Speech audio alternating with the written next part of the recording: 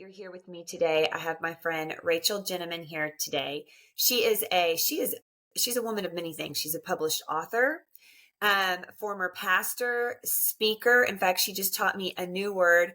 What is it? I say Itinerant speaker. Itinerant speaker. Yes, Yes. which is 100% now going to be on my vision board. Um, so we're going to jump right into it. So I would love for you, Rachael, to take us back to a time you heard God calling you to step out, step into the unknown, do something that may have seemed uncomfortable, like a risk, crazy even maybe, and help us step into that journey with you. Well, geez, there's a couple of those moments, and that's a loaded question to start out with. Like, you're not wasting any time. You're just going to go for it. Yes. Well, I remember I've felt a call to ministry since I was 19 years old. And I've just been kind of waiting for that to take place. And then I was probably in my late 20s. I had 2 kids at this point, and my husband and I, we were walking around our neighborhood, and I was on staff at our church, but I was working in the office. I wasn't pastoring, and I was a certified minister at the time, but it was just this knowing in my spirit, and I can't explain it any other way. I said, I think they're going to ask me to be the children's pastor. Like, I think that I'm called to be the children's pastor there. They've never had one. And it was uncomfortable for me. I wanted to be a pastor. I wanted to do ministry, but kids were not comfortable for me. And I'm going, I don't even know if I like my own kids. Lord, you want me to be in charge of a bunch of other people's kids?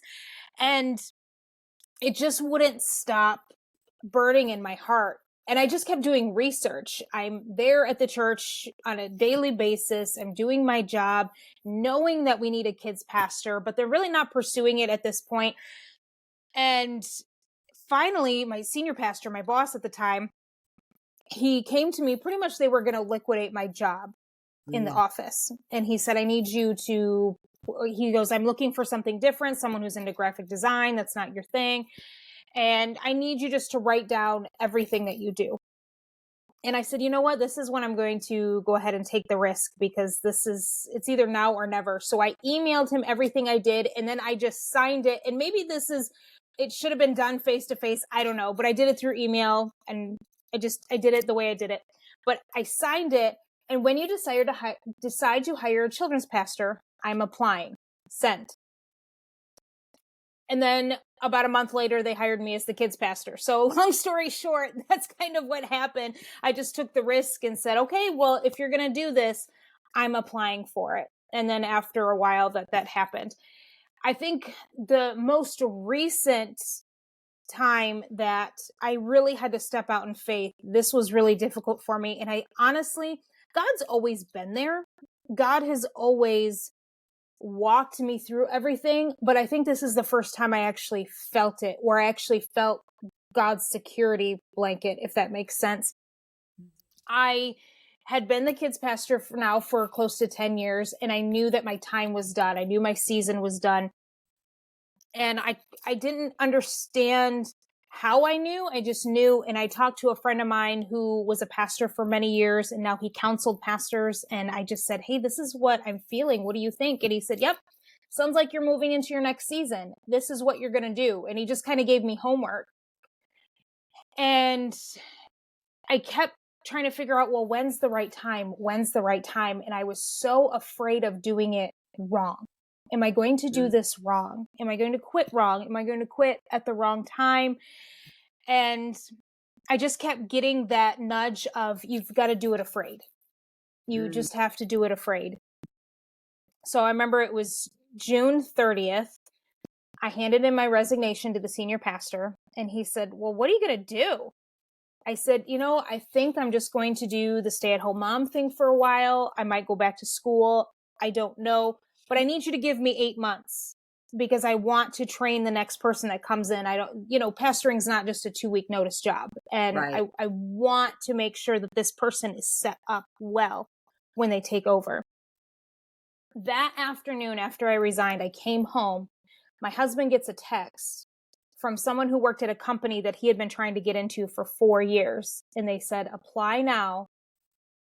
they're probably going to want to hire you. So it was just this crazy thing of, as soon as I stepped out in faith and wondering, okay, well, how's that extra income going to be made up? My husband gets this text, applies for this job that pretty much almost makes up for the income that I was going to lose. Wow. So that was crazy. And that was just one of those moments of, wow, God is really looking after us. I know he is. And we say that and we think it, but you don't always know it in your heart. And God doesn't have to prove anything to us. He doesn't have to earn our trust, but he does it anyway. And then about a month after he got hired, this has a whole other backstory, but I was trying to figure out, well, I know that I'm called to be a public speaker, but I need to figure out different ways to keep up my communication skills. And through different avenues, I get a phone call that said, hey, I'm calling from the local radio station, Christian radio station. Would you be interested in being a radio personality for us? And I'll be honest, it was one of those, I'm not hearing from the Lord if this is a yes or a no. But unless I hear a no, I'm going for it, because I don't think I can pass this opportunity up. And so now I have been at the radio station for almost 4 years, have my own show.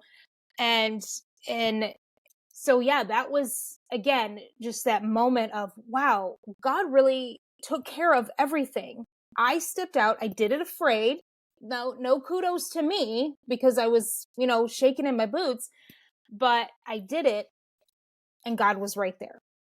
And I had to remind myself, okay, even if I did the wrong thing, I was still stepping out in faith, and what I felt like God was calling me to obedience. So God was still going to catch me even if I messed up. Oh, I love that. And that is so true. I have seen that theme at talking to so many women. It's not until you take a step out of the boat that he's there, though. He's there waiting. Like, are you going to trust me, sister? Are you going to trust me? And then as soon as you step out of the boat, he's like, all right, and we can continue on. And here's the next step. Well, and I'm thinking too, if you're hoping to speak, if that's something that is a goal and a dream in your heart, it would make complete sense that you get this opportunity to speak and on radio, because what a great, I'm tempted to not say preparation, because that's baptism by fire. Really, because your voice, you're out there, you're being heard. So how long have you had your radio show? What is it called? So the radio show is called Unique on Purpose, and we play, our format just changed. We are playing more modern worship music now. It used to be kind of the top 40 Christian music. Now we're doing more of worship, because studies are finding that Gen Z is really wanting more deep worship. So we've moved into that, and I'm on during the midday. And one of my passions is to help people understand that we're here for two reasons: to know God and to make him known. But he does that through how we were uniquely created. And a lot of times we don't know how we were uniquely created, and we don't know quite our purpose, because we're looking at everybody else trying to figure out their purpose and thinking that that's the direction that we are supposed to go, not really looking at how God has uniquely created us. So those are little kind of Easter eggs that I drop all throughout the show in between songs. That is valuable, because what you just, I could even feel myself resonating with what you were saying. Conversations I've had recently of, I know the dream that God's placed in my heart, and I know what I feel called towards. But then you do begin to look outside of yourself and say, am I understanding this correctly? Am I hearing God correctly? Should I look at somebody else to kind of verify, And it can confuse you. And then the journey is not a straight line. No. And so if there's any dips in it, you begin to think, oh, I've got it wrong, and I'm learning that dips and deserts, they're not a wrong turn. No. Per se. Or maybe they were, but God is in there and he's going to use it for his purpose. So you've written 2 books, 2? Yes. I would love to know, when did that fit in? How'd that happen? Okay. So I'll explain the first book really quick. The first one is called, and I kind of regret the title because it's so long, but bear with me, The Real War on Women. Overcoming Culture's Lies to Freely Live Out Your God-Given Purpose. Now, that book was birthed out of a Mother's Day sermon I gave back in 2017. I had, the year prior was the 2016 election. Once the election hit, I noticed all these women coming out in droves, and they were doing these marches. And I would watch on YouTube and different media outlets interviews with them, and none of them seemed to be on the same page of what they were trying to march for, and I wasn't getting it. And a lot of them were saying how oppressed they were as women while they're holding their Starbucks and their iPhones.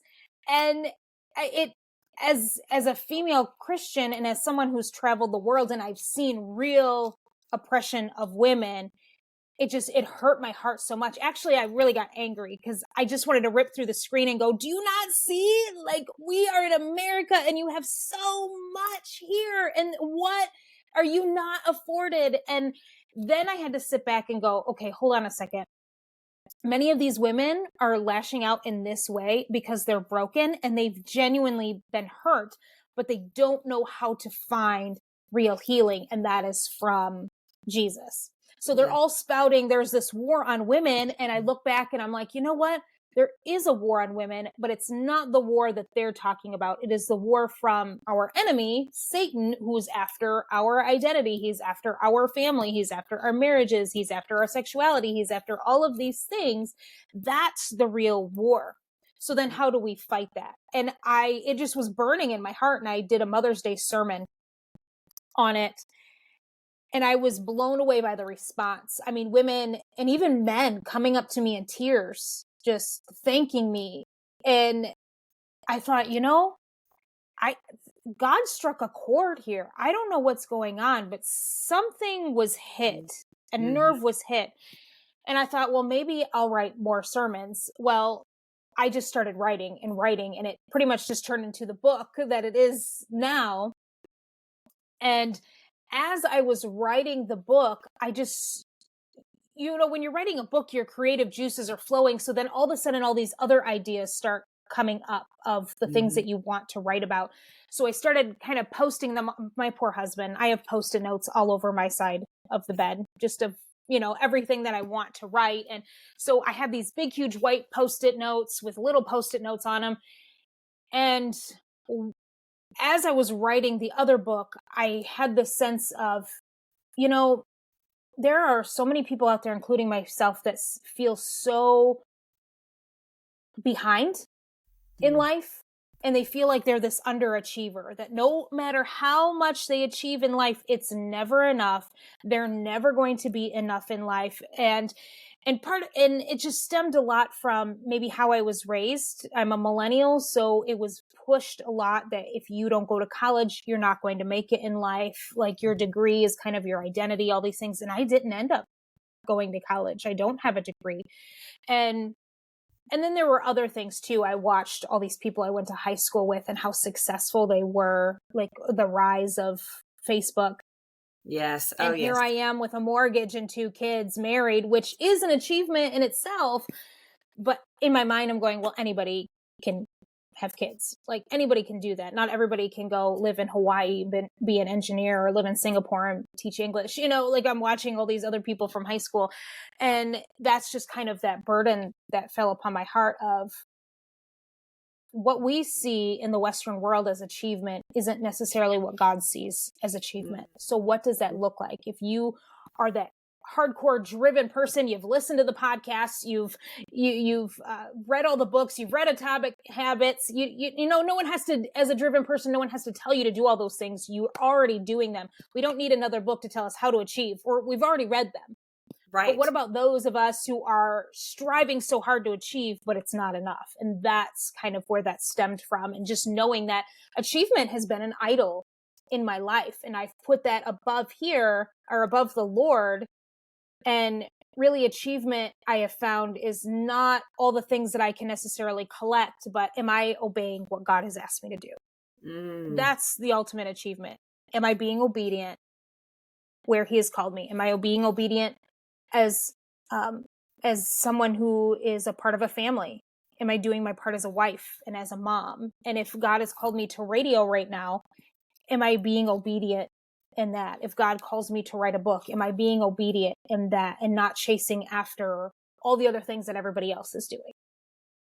That is so good. And I imagine, I mean, achievers are very results oriented, or I'll say that I am. I will speak for myself. Very results oriented. And it is humbling. I just recently learned the lesson. I knew it, as you talked about knowing and then knowing. I knew that God gives and he takes away, and all good things come from God. I mean, scripture says. Yeah. And I would have told you I believed it, but the truth was I very much operated in, oh no, I'm creating this. I'm doing all the things and I'm creating this. And he just recently, out of his great love for me, truly, personally taught me the lesson that he does give and take away, and that all good things do come from him and not from me. And that is a scary lesson to learn, because you realize you are completely out of control. Right. He is in control. And so I thought, how do I ever try again knowing that I'm not in control? And the only thing that I could come up with is, what he calls me to do, he calls me to do. The results are his. I needed to separate those. Even in this podcast, he called me to this 2 years ago, and complete imposter syndrome. Who would listen to me? You know, I'm not called. I'm just a little person. Like, why would I do this? This doesn't feel authentic. And I realized that he didn't call me to be successful. He called me to meet with women and give them an opportunity to share their story. That's what he asked me to do. That's it. Yeah. And so there's a little bit of release and letting go of the results, but it's a constant, in my mind, it's a constant, I just continually have to remind myself over and over and over again that the results are his, and that that's not the purpose of the action, but there is obedience required. Right. Yeah. Right. And it's the same thing when you write, you know, I'm writing this book, and it's that same thing of imposter syndrome, or just believing all the things that are in your head of, who's going to read this? Why am I doing this? This is stupid. And then I have to go back to, nope, it doesn't matter. It doesn't matter if 0 people read it. I mean, I hope people read it. I don't want to put all that work into it with 0 people. However, if God has asked you to do it, then that's just what you do. And if obedience is all I have left, then that's what you go for. Oh, that's so good. So when did you write your first book? When did it come out? October of 2002. Or no, 2022. I'm sorry. I was like, wow. Yeah, that's a long time ago. Long time ago. Okay. A couple years ago. And your second book is already published as well? It comes out in just a few weeks, May 1st. Oh my goodness. Yes. Okay, so we'll have to release this beforehand so people will know. Go get, or like right as it does, so people can go get it. When you started writing, and even when you took the radio position, the people around you, I mean, were they like, you're crazy for stepping down as kids minister? I mean, why would you do that? You've been here for 10 years. Here's why I ask. I feel like sometimes we step into a calling, and if we're there long enough, people say that's who you are and that's what you've been called to. And that's it. Okay. Right. And it's difficult to separate the calling or the gifting from the assignment. Our assignments change, but not everybody is on board with that. So what did you experience when you stepped out of that role that you'd held so long? It was difficult for some people. I mean, some people were excited. They're like, wow, you get to reach more people now by doing radio. Good for you. Or the jobs had overlapped at the time. So I was probably doing radio and the kids pastoring thing for about 4 or 5 months together. So a lot of people in the congregation were already listening to me as I was working at the church, and they were like, oh, you're doing such a good job. I enjoy listening to you. So there was a lot of encouragement, but then from some of the kids, especially, there was sadness that they were going to miss me, because not only did I step down, I left the church. So that way the new person that came in could have a chance without me being there, you know? Yes. So it was hard for some people, and it was hard for me too, because I loved them. I loved the people there. I didn't want to leave them, and I loved being a part of their lives. I loved stewarding them. So that was difficult. The people who had the hardest time were my kids. My kids were born and raised in that church. And to know that we were not going to be there any longer was very difficult for them. However, that I think God was working on their heart, because after a while they were like, I'm sorry, my phone's going off. I don't know how to turn that ding off. I don't But even hear oh, good, sweet. it. But I think after a while, God started to work on their heart. And over time, I remember my daughter was like, I don't even feel like that's our church anymore. And I said, that's probably God working to prep you for us to be able to land somewhere else. So maybe it's just not as painful. So they're the ones that had the harder time with it, I think. When you started writing your book, was that process arduous, or did it just flow? I think it just flowed. However, there was so much I didn't know. I ended up taking a class called Author School. And through that, I was able to... Do you know who Havilah Cunnington is? Oh, yes, I do. Okay, so that it was her author school. I'm actually one of her coaches now. I help coach the author school now. And it was like the first time they had ever done the author school. And I went to the pitch and I was like, there's no way I'm doing this. I just want to see what they have to say. I'm not spending the money, kind of thing. But then Havilah said, she just took her hands and she went like this. And she said, imagine holding your book by October. This is January. And I went, oh, I'm in. Because I had the manuscript written, but I didn't know what to do now. I didn't know what the next steps were. So going through the class, it helped me to organize a lot of my thoughts that I didn't have organized, and to narrow down, to make more of a niche. And then through that process, I know the process. I know how to... It's still hard, don't get me wrong, but I have an easier time writing because I know the steps that need to take place. I know that I need to have an outline. I know I need to be a little bit more niche-y. Like, there's just a lot of things. And plus just learning how to write in general. Right. And if that answers your question. It does. It's crazy that Havilah. I've had the privilege of meeting her a few times and hearing her speak. And I've looked into that course and been curious about it. So interesting. Yeah, I'm one of the coaches. So if you do the school, we'll see each other. Okay. Well, yes. I'll need to put that link down there for that. So that people can take a look in the show notes. And she's the real deal. Like, what you see on stage, what you see on social media, because I've spent time with her. I've been out to California to be with her and stuff. And 100% real deal. Oh, man. I'm curious, did you have any fear leaving kids ministry? Oh, yeah. You did? How'd you overcome it? I think I'm still... I'm still overcoming it in a way. Not necessarily the fear, but the identity part. It is still... I'm going to try not to cry. Woo, I wasn't expecting that. It's still hard for me not to be a pastor. I miss that a lot. And so it's weird now when I see some of the kids that I pastored for so long. If I see them out in public and they just say, oh, hi, Rachel, instead of hi, Pastor Rachel. And I know titles, I get the whole super spiritual thing. Titles don't matter, whatever. But in a sense, it does matter, because you meant something to them in that way. And now you're not that anymore. And so that's been difficult for me. Plus, I just loved what I did. I loved helping people in that way. And I loved being a part of their lives. So with radio, it's been different. Because sure, I'm reaching a much broader audience. And I've had to tell myself, okay, every day from 10 to 2, I'm your pastor in the car. Like, that's how I have to see myself. Like, I'm pastoring you in the car.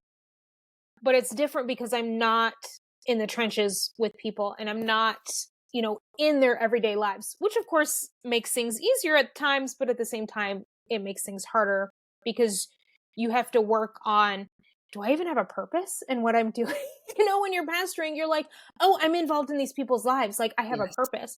Where now I'm rarely talking to these people unless they call in or unless I meet them on the street. I don't know the impact I'm making. I don't know the purpose that I have with people. So I guess I wouldn't say fear. I guess I would say just that struggling with identity.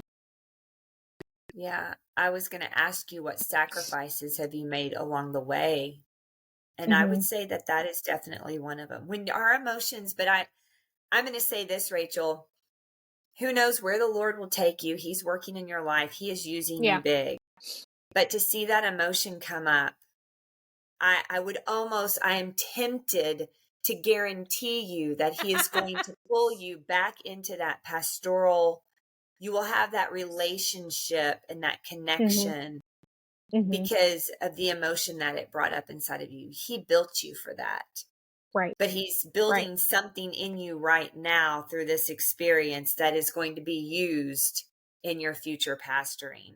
That is my guess as a lowly human who doesn't know. I receive it. But the sacrifices are there. I mean, you had to step out of that role in those relationships. I did the same. I taught for 20 years, and stepping out of that, I mean, you can imagine teaching, that definitely becomes your identity. I was Mrs. Morris, and you go through your community and it's Mrs. Morris and little hands and hugs. And as they grow up, you have experienced this, this feeling as a kid's pastor. And then when you do step out of that, what's very hard is to be in the community and not know the kids anymore. And they don't come up, they don't come up to you. They don't know who you are. And you just, you feel that emptiness. It's very acute. I was nervous that when I stepped out of teaching that I would lose who I was, that my identity was very much wrapped up in that. But I am so grateful that isn't what happened. He immediately had something. He was showing me who he made me to be, and that I didn't quite have it right. It's so interesting. He knows us better than we know ourselves. And so it's always so fun when he does something crazy in our lives, like offering us an opportunity to be on radio. It's not even on our radar. And you're like, what, really? And he's just like, I'm the one who made you. I know. Just say I got yes. this. Yeah. How do you discern when you're going through daily life, when you're a mom, you're married, how do you discern the pull that you have on your heart and the things that you want from hearing God's call in your life? How do you discern that? As far as as having a balance there? Well, yeah, I guess what do you mean by that question? Let's take it in two parts. One, how do you separate God's call from your life versus your own desires and the way you want your life to go, the way you see your life to go? I feel as though, so remember when I said earlier that when I felt I was supposed to be stepping out of my kids' pastoring role, and I called up my friend who was a counselor, who used to be a pastor, is now counselor to pastors. And he said, here's your homework. And he told me to break 3 circles. You know how, I don't know what they're called. When you're a teacher, you should be able to tell me when you overlap the circles. Yeah, a Venn diagram. Okay. When you're comparing, so you have 1, 2, 3. Yeah. Yes. So you have, he wanted me to have 3 of them. And he said, 1, you're going to write everything that you're good at, that you're just good at. Don't be humble. Just what are you genuinely good at? Then the second circle, you're going to write all the things that you're passionate about, not things that you necessarily like, just things that, like when you and I were talking earlier, when you get up in front of an audience and you give a message and you're like, this is it. Like, I could get lost in this. These are the things that you're passionate about, things that you could talk about for hours, that you lose track of time. Those are the things that you're willing to sacrifice for, you write in that column. And then the third circle, write your mission. What is it that's breaking your heart in the world? What are the problems that you want to see solved? What makes you angry? Is it human trafficking? Is it that special needs kids aren't getting the resources that they need? What is it that's breaking your heart that you're never going to be able to solve that problem, and you would like to at least put a dent in it? Yes. Write that down. And then you kind of marry the three together, and that's your sweet spot, and that's where you start going. Okay. And that was huge for me because it made me realize that there are things that I would like, but they don't fit. And I'm not saying that God can't give me a little gift and throw that in there, but if I want to, man, I think it'd be just so cool to flip houses. Like, I love to decorate. How cool would it be to buy a house and flip it? Is that on my thing? No, it's not in my circles. It's not in my sweet spot. It's not something I'm willing to sacrifice for. It's not something that I'm passionate about. I just think it'd be really cool. Maybe, okay, Rachel, maybe when you retire, but now's not the time. Now's the time to really focus on those three circles and what I've called you to do and what your purpose is, so you can fulfill that sweet spot to lead people closer to me. So that is what has helped me to make sure that I'm not going in other directions, that I'm doing what God has called me to do, and making sure that because I do have a family, that my family gets to be involved in that. It's not just me being over here completely separate from them. That is very good. I love that Venn diagram idea. And it's in my book. That diagram's in my book. Okay, which was the first book or the second book? The second book, Underachiever. Underachiever, which we need to talk about. So go ahead. Okay, so you wrote your first book in, you said 2022? 2022, yes. So when did you write Underachiever, your second book? So I began that last year. I actually was going to almost write a part 2 to the other one. So the Real War on Women has a World War II theme, and I start out every chapter with a woman from World War II. I tell her story, and then I compare her to a woman from the Bible, and then how that relates to us today. And I wanted to do another one, only I used women from the Revolutionary War who were spies, and then compare her to a woman from the, and I wrote about half of it. And I just kept looking at that Post-it note of this book that I just wrote on my wall. And I just kept getting that pull of, no, I need to stop this one and I need to do that one. And I want to say I began of January last year. And I think by fall, late fall, maybe it was, late fall, I think I finally had the first draft done. So it took me close to a year to get that together. Wow. Okay, so when do you write? You're a mom, you have a job, you're married. How do you, I guess that's my second question. How do you balance daily life and God's call on you? Well, and that's where you just have to, okay, where am I going to sacrifice and when? So if this is a writing season for me, I would get up at 4:30, 5 o'clock every morning. My kids get up at 6:30. So every night I would make sure, I'm not a coffee drinker, I'm a tea drinker. So I'd have my tea set out at the water kettle, and I'd get up at 5 a.m. I'd make my tea. My laptop was already set out on the kitchen counter, and then I would just write. And it was probably only 45 minutes to an hour, but that's what I had. So that's what I gave it. So I would have loved to have spent hours writing, but 45 minutes to an hour was really all I had. Do you, or have you ever doubted your decision to leave kids ministry and having that pastor role? No, I knew that I was supposed to go. I knew that that was my time and that I had to leave. So I've never doubted that. It was hard to leave, but I never doubted that that's what I was supposed to do. I love that. That is, and you said it at the beginning, you felt there was a turn inside of you. You felt called, like this is, it's time. And God is so gracious when he does that. Yeah, I've learned over the years, I'm always looking to hear God's voice of, this is what you have to do. And over the years, I've learned that God speaks in different ways. And I just had that agitation in my spirit. Vision was gone. Passion was gone. And I was just agitated all the time. Now, that can happen for different reasons. It could happen because your leadership isn't that great, and so you don't know the vision of what you're supposed to do because of that leadership. It could be you're in a toxic environment. It could be a whole host of things. You've just lost the drive because you're so used to all the adrenaline that you get from different areas that all of a sudden the excitement from the newness is gone. So you get agitated. So you have to discern, okay, what is it? And then there are times you are agitated and you've lost vision and passion because God's saying it's time to go.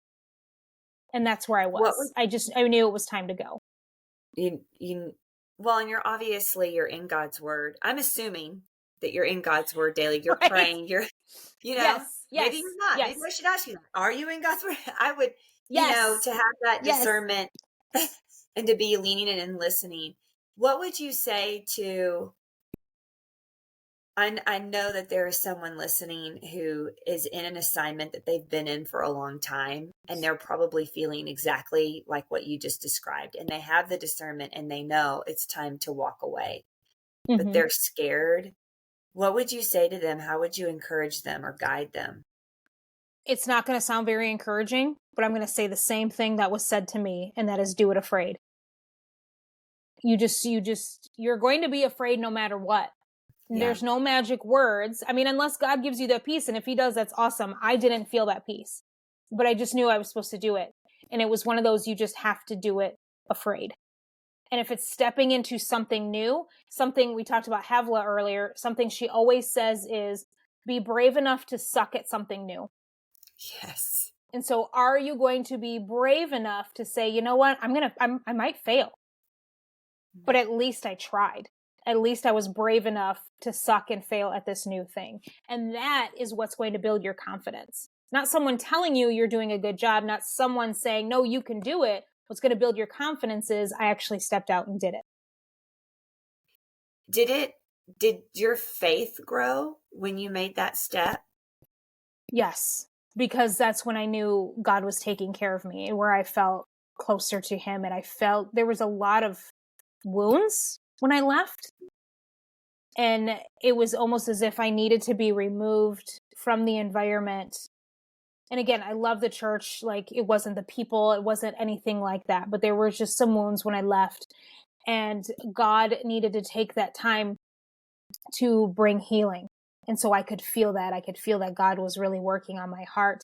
And I would run into people from church and they're like, oh, how you're doing? You're probably busy, right? And I'm like, actually, I'm not. For the first time in what feels like forever, I'm not busy all the time. And that was a good thing. It was uncomfortable to not be busy. Mm-hmm. And I was looking for things to do to keep me busy. Because again, I'm a highly driven person. So I just want to go. So I can, what's the next assignment? What's the next project that I can achieve? And it was almost as if God was saying, no, this is your time to rest and to find healing. It's okay to not be busy. There will be a season of busyness. Now's not it. Oh, that's good. Permission to have a slow season. Yeah. That's very good. I know that my listeners are going to want to connect with you, Rachael, and they're probably going to want to get your books, and they may even want to look at Havela's author school. So I'll put all this in the show notes, but where can they connect with you? Tell us all the things. So I am on Facebook, Rachael Jenneman, Unique on Purpose, because that's the name of my show. My handle and TikTok and Instagram is Rachael Jenneman. So pretty simple, just my name. Okay. And those are the 3 platforms that I use. I don't use Twitter or anything like that. I know I'm having a hard time. I've tried. I've dabbled in Twitter. Couldn't stay consistent. And then of course now there's Threads. And the only way I do anything there is it just automatically uploads from Instagram, right? Well, yeah. And for me, it's who are the people that I am looking to reach and connect with? Like, okay, yeah, I had Snapchat for a while because I was a kids pastor, but I completely got rid of it because those aren't the people that I'm personally trying to reach. Like I'm not trying to reach teenagers with my book, right?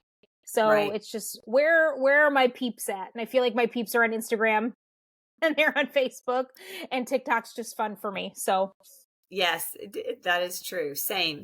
I am so just grateful for you. And so thankful that you shared your story, and so thankful that you leaned in and listened to the Lord and chose to be obedient, even when it was scary, because now I know that you're impacting so many people through radio, but you said yes to the journey, and I'm excited to see where he is leading you into that. What is that word again? itinerant? No. Did I Oh, say it correctly? itinerant speaker. Itinerant speaker. Yes, that is our Yes. future. Both of us. Both of us. I see Yes. it. I'm Yes. speaking it. Lord, please. Thank you again for today. I appreciate it. And I'm so excited for my listeners to connect with you, Rachael. And thank you for the opportunity. It was a lot of fun. Yes, absolutely.